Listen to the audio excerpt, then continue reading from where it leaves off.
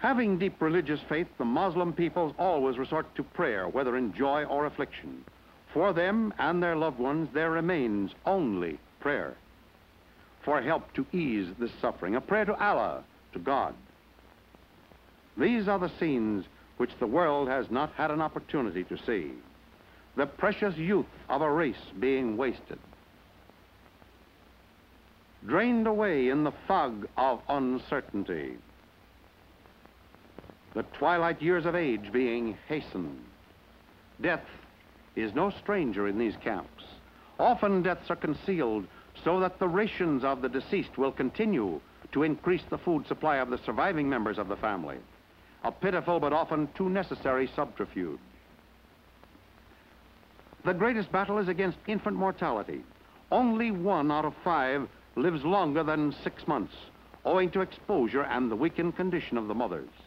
This is the sort of problem that calls for adequate and long-range planning. Complete rehabilitation of a great number of parents will be the only guarantee that these children will have the chance to live. That is the right of every human being. That right is being safeguarded by these shining examples of the medical profession. Both doctor and nurse are themselves refugees, devoting their entire time to the appalling demands of this crisis. Skilled in modern medical techniques and accomplishments, they often rely on today's wonder drugs. Yes, penicillin may help this baby to live a while longer, but his real need is like that of thousands, a vitamin-rich diet and a warm home. Here's a proud mother and her new baby. If he lives, another mouth to feed, another name to add to a list already containing 750,000 names. These are the citizens of tomorrow who need help urgently to live today. One hears a great deal about the high principles expounded in the 4 freedoms. Let it not be said that civilization will long permit the kinds of freedom enjoyed by the Palestine Arab refugees today. It's the old question, am I my brother's keeper? The answer is yes. You and everyone who is made aware of a great tragedy must assume a responsibility to end it. This is a problem which cries out to the civilized world for a quick, a humanitarian, a permanent solution. These refugees, who today number not the 750,000 mentioned in the film, but fully 1 million, are a proper charge upon the United Nations and upon ourselves, who helped create them. Relief in itself is, of course, no solution. But without relief, there will be only one solution: starvation. And without more than mere starvation, there are likely to be ugly political consequences. Today, the United Nations keeps them living, though hardly alive. And American and European institutions do what they can, all out of inadequate funds, to bring a little more comfort and hope into their lives.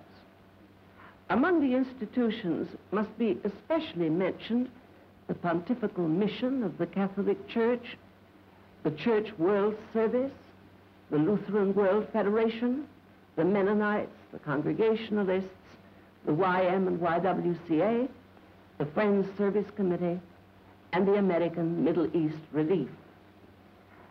Most of these organizations are devoted to many other activities than care for refugees, and all operate with inadequate funds. Through your churches, however, you can contribute to earmarked funds, especially for the refugees. The American Middle East Relief Incorporated is exclusively concerned with this problem.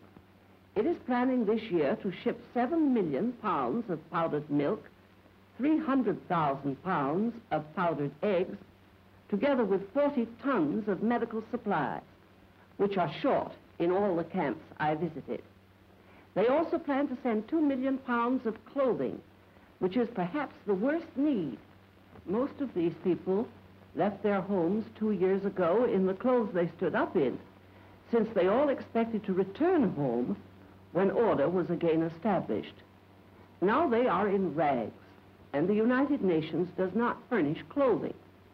Financial assistance is urgently needed, especially to defray shipping and processing charges. I greatly hope you will want to give what you can, either through your churches or to American Middle East Relief, 350 Fifth Avenue, New York City.